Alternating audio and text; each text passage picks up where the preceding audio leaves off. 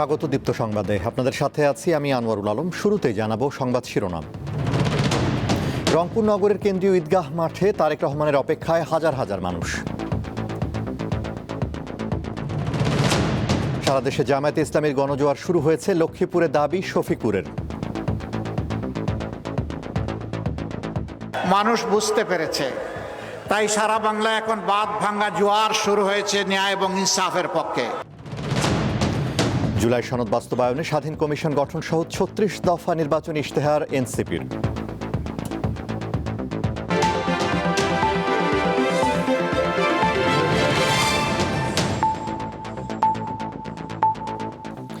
এবারে বিস্তারিত। বিএনপির চেয়ারম্যান তারেক রহমান আজ রংপুর শহরের কেন্দ্রীয় ঈদগাহ মাঠে জনসভা করবেন। রংপুরে পৌঁছে প্রথমে তিনি পীরগঞ্জে ২০২৪ সালের গণ অভ্যুত্থানে নিহত আবু সাঈদের কবর জিয়ারত করবেন। এরপর যোগ দেবেন নগরের কেন্দ্রীয় ঈদগাহ মাঠে নির্বাচনী জনসভায়। এরই মধ্যে সমাবেশ স্থলে হাজার হাজার মানুষ জড়ো হয়েছেন। বিএনপি চেয়ারম্যানের বক্তব্য শোনার অপেক্ষায় রয়েছেন তারা। দুপুরের পর থেকে স্লোগানে স্লোগানে মুখরিত হচ্ছে কেন্দ্রীয় ঈদগাহ মাঠ। তারেক রহমানের নির্বাচনী জনসভা ঘিরে জোরদার করা হয়েছে নিরাপত্তা।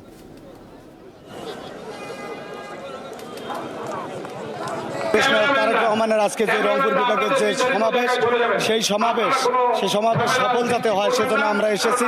রংপুরে ধানের শীষ এবং জিয়ার আদর্শ বাস্তবায়ন করার জন্য যত কিছু চেষ্টা প্রচেষ্টা আছে উনি করবেন। ভবিষ্যতের ভরসা আশা ধানের শীষ উন্নয়নের জোয়ার নিয়ে আসবে, এইটাই আমাদের কামনা। পরিবর্তনের একটা ছোঁয়া এসেছে, রংপুরে তারেক রহমান আসতেছে।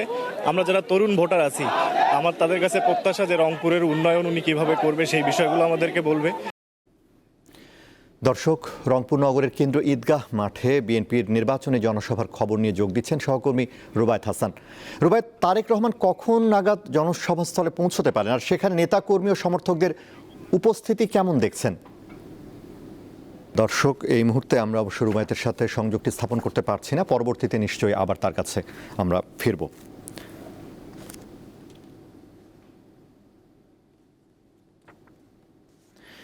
জামায়াতে ইসলামীর আমির শফিকুর রহমান বলেছেন, সারা দেশে তার দলের গণজোয়ার শুরু হয়েছে। ১২ ফেব্রুয়ারি সেটি প্রতিফলিত হবে। আজ লক্ষ্মীপুরে নির্বাচনী জনসভায় তিনি কথা বলেন। জামায়াতে ইসলামীর আমির আরও বলেন, তাদের বিদেশি বন্ধু থাকবে, কিন্তু কারো প্রভুত্ব বা আধিপত্য মানা হবে না। জামায়াত ক্ষমতায় গেলে নারীদের অধিকার এবং ঘরে ও কর্মস্থলে নিরাপত্তা নিশ্চিত করা হবে বলে জানান শফিকুর রহমান। বলেন, জামায়াতে ইসলামী সব ধর্ম বর্ণের মানুষের অধিকার নিশ্চিত করবে। যারা চুরি করে বিদেশে টাকা পাচার করেছে সে টাকা ফিরিয়ে আনা হবে। ইসলামকে, ইসলামী আন্দোলনকে বসার ব্যবস্থা করে দেন। আমরা কারো উপর থেকে কোনো প্রতিশোধ নেব না। আমরা আমাদের কথা আলহামদুলিল্লাহ রক্ষা করেছি। ক্ষমতায় যাওয়ার আগে দেশের জনগণ যাদের হাতে নিরাপদ নয়, ক্ষমতায় যাওয়ার পরে আরো বেশি ঝুঁকিপূর্ণ হয়ে পড়বে জনগণের জীবন। মানুষ বুঝতে পেরেছে, তাই সারা বাংলা এখন বাঁধ ভাঙ্গা জোয়ার শুরু হয়েছে ন্যায় এবং ইনসাফের পক্ষে। যুব সমাজ আলহামদুলিল্লাহ আজকে তারা মুখিয়ে আছে নতুন একটি বাংলাদেশ 13 তারিখ থেকে দেখার জন্যে। দর্শক, আমরা রংপুরে তারেক রহমানের জনসভার খবর নিয়ে যোগ দেওয়ার জন্য যুক্ত করছি রুবায়েত হাসানকে। রুবায়েত, তারেক রহমান কখন নাগাদ জনসভাস্থলে পৌঁছতে পারেন, আর সেখানে নেতাকর্মী সমর্থকদের উপস্থিতি কেমন দেখছেন আমাদের জানান। সবাই ভালো থাকবেন, ঐক্যবদ্ধ থাকবেন, সবাই ধানের শীষের পক্ষে ঐক্যবদ্ধভাবে কাজ করবেন, এই আশাবাদ। আনোয়ার, আপনি জেনে থাকবেন যে উত্তর জনপদের যে নির্বাচনী জনসভাগুলো রাজশাহীতে করেছেন, নওগাঁয় করেছেন, বগুড়ায় করেছেন তারেক রহমান। গতকাল গভীর রাত পর্যন্ত নির্বাচনী জনসভায় তিনি দেশকে এগিয়ে নেবার প্রত্যয় ব্যক্ত করে কেন্দ্রীয় বিএনপির পক্ষ থেকে যে মাঠটিতে অর্থাৎ কেন্দ্রীয়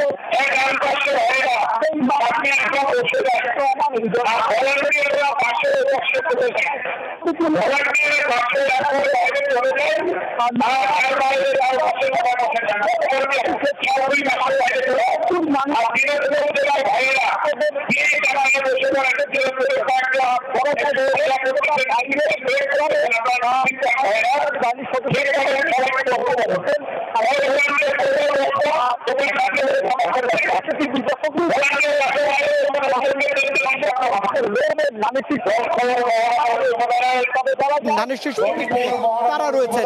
তবে বলা যায় এই জনপদের মানুষের যে উচ্ছ্বাস উন্মাদনা, 22 বছর পর তারা এই দলটির শীর্ষ নেতৃত্ব বা কাণ্ডারিকে দেখছেন, সেই উচ্ছ্বাস উদ্দীপনা দেখা যাচ্ছে সকাল থেকেই। যেহেতু আজকে শুক্রবার, জুমার নামাজের পর থেকেই এই পুরো ঈদগাহ কালেক্টরেট ঈদগাহ মাঠটি কানায় পরিপূর্ণ হয়ে গেছে। নিরাপত্তা রয়েছে, তবে এক ধরনের আশপাশের যে ছোট গলি রাস্তাগুলো রয়েছে পুরো রংপুর শহরে শুধুমাত্র বিএনপি নেতাকর্মী, ধানের শীষের প্রতীক, ব্যানার, ফেস্টুন, মিছিল, বলা যায় যে উত্তরের এই জনপদ এখন মুখিয়ে রয়েছে তারেক রহমানকে সাদরে আমন্ত্রণ জানাবার জন্য। এবং বলতে চাই যে উন্নয়নের বার্তা বা নির্বাচনে ভোটে জিতলে যে বার্তা তিনি দেবেন সেই বার্তাগুলো শোনবার জন্য এই এলাকার মানুষ মুখিয়ে রয়েছে। সব মিলিয়ে বলা যায় যে হয়তো আর কিছু সময়ের মধ্যে, ঘন্টাখানেকের মধ্যেই এই রংপুরের জনসভায় তিনি যোগ দিবেন। এই মুহূর্তে তিনি পীরগঞ্জে রয়েছেন এবং পীরগঞ্জ থেকে আপনি জেনে থাকবেন জুলাইয়ের প্রথম শহীদ আবু সাঈদের কবর জিয়ারতের মধ্য দিয়ে রংপুর অঞ্চলের যে সমাবেশ তাতে তিনি যোগ দিবেন বলে আমরা জানতে পেরেছি। তিনি এই মুহূর্তে পথে রয়েছেন, ওই কর্মসূচির পরেই তিনি রংপুরের এই জনসভায় যোগ দেবেন। আপনি দেখতে পাচ্ছেন যে মানুষের যে জোয়ার এই অঞ্চলে ধানের শীষের পক্ষে, সেটি আসলে দেখা যাচ্ছে। এবং 12 তারিখের নির্বাচন ঘিরে তারেক রহমান যখন নির্দেশনা দিবেন, আরো সময় গড়ালে আমি বাড়তি তথ্য আপনাকে জানাতে পারবো। এই ছিল এখন পর্যন্ত আমার কাছে। আনোয়ার। রুবায়েত, আপনাকে ধন্যবাদ। রংপুর থেকে তারেক রহমানের জনসভার খবর জানাচ্ছিলেন সহকর্মী রুবায়েত হাসান। জাতীয় সংসদ নির্বাচনকে সামনে রেখে 36 দফার ইশতেহার ঘোষণা করেছে জাতীয় নাগরিক পার্টি এনসিপি। বিকেলে রাজধানীর গুলশানে একটি হোটেলে এই ইশতেহার ঘোষণা করা হয়।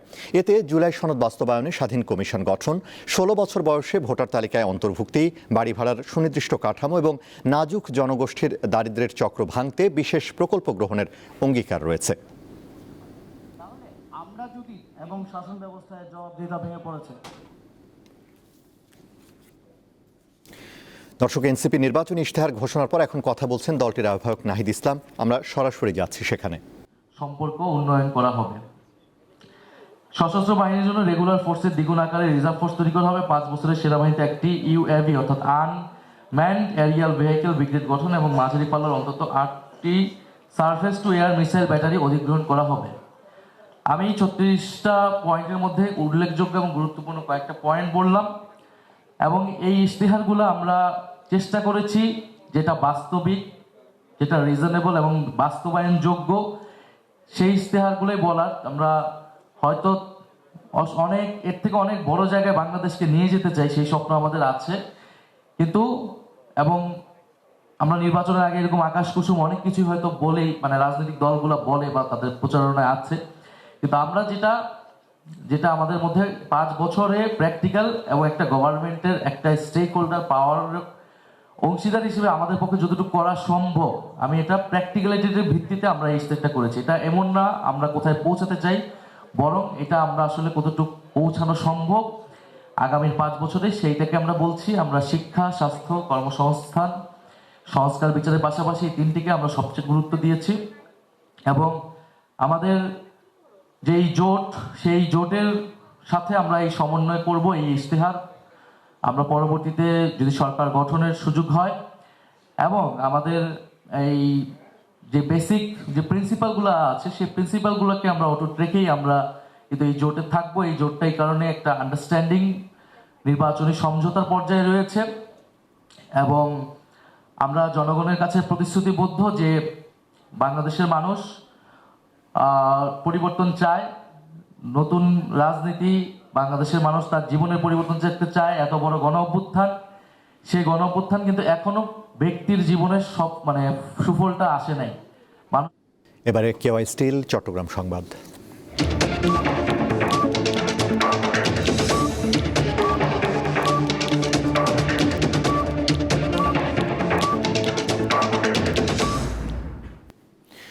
Bangladesh society of ultrasonography BSU এর উদ্যোগে এবং institute of management and medical technology চট্টগ্রামের সহযোগিতায় ডপলার আল্ট্রাসাউন্ড কর্মশালা অনুষ্ঠিত হয়েছে। সকালে বন্দরনগরের একটি অভিজাত হোটেলে এই আয়োজন করা হয়। এতে ডপলার আল্ট্রাসাউন্ডের মৌলিক নীতিমালা, আধুনিক প্রযুক্তি, বিভিন্ন রোগ নির্ণয়ে এর ক্লিনিক্যাল প্রয়োগ এবং পরীক্ষার ফল সঠিকভাবে বিশ্লেষণের কৌশল নিয়ে বিস্তারিত আলোচনা হয়। বিশেষভাবে প্রমাণ ভিত্তিক রোগ নির্ণয় ও নির্ভুল রিপোর্টিংয়ের ওপর গুরুত্ব আরোপ করা হয়। ডপলারের মাধ্যমে আসলে যে রোগগুলো নির্ণয় করা হয় সেটা সাধারণত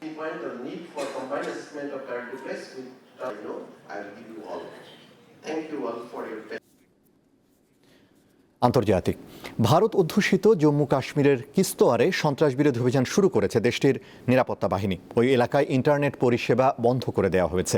ভারতীয় গণমাধ্যম জানায় সেখানকার সিংপোড়া ও নাইদগাম সহ আশপাশের গ্রামে তল্লাশি চালানো হচ্ছে। পাকিস্তানি জঙ্গি গোষ্ঠী জৈশ ই মোহাম্মদের বিরুদ্ধে এই অভিযান পরিচালনা করা হচ্ছে বলে খবর দিয়েছে ভারতীয় গণমাধ্যম। এর আগে গত সপ্তাহে জম্মু কাশ্মীরের কাঠুয়া জেলায় নিরাপত্তা বাহিনীর সঙ্গে বন্দুকযুদ্ধে জৈশ ই মোহাম্মদের এক পাকিস্তানি জঙ্গি নিহত হয়। এদিকে উত্তর কাশ্মীরের কেরান সেক্টরের আকাশে পাকিস্তানি ড্রোন উড়তে দেখা গেছে, তবে ভারতীয় সেনাবাহিনী গুলি চালালে ড্রোনগুলো পিছনে সরে যায়।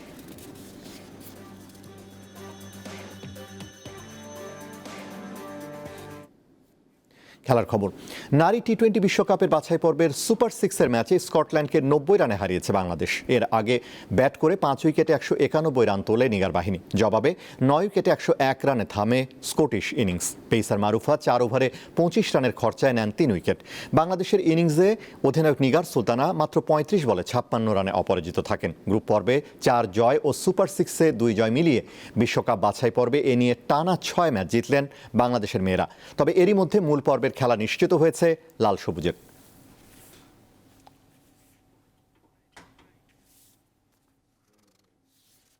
শেষ করব দীপ্ত সংবাদ, তার আগে সংবাদ শিরোনামগুলো জানাবো আরো একবার। রংপুর নগরের কেন্দ্রীয় ঈদগাহ মাঠে তারেক রহমানের অপেক্ষায় হাজার হাজার মানুষ। সারা দেশে জামায়াতে ইসলামীর গণজোয়ার শুরু হয়েছে, লক্ষ্মীপুরে দাবি শফিকুরের। জুলাই সনদ বাস্তবায়নে স্বাধীন কমিশন গঠন সহ 36 দফা নির্বাচনী ইশতেহার এনসিপির।